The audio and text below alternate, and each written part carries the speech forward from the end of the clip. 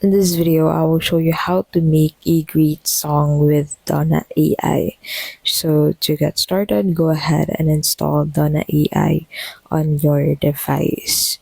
So once you have installed it, you'll get redirected into the section where you can actually try out the features of Donna AI that you'll be able to use next after you have done this free or sample session in here.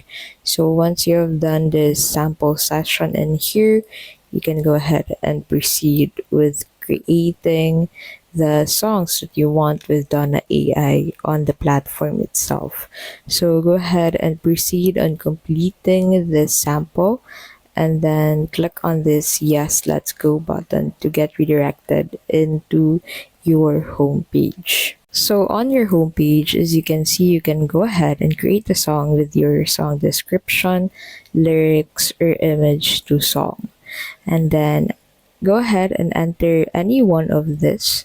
After that, you need to go ahead and select the mood for your song. So you need to describe your song initially, such as how you want it to be. And then you can go ahead and select the mood of the song.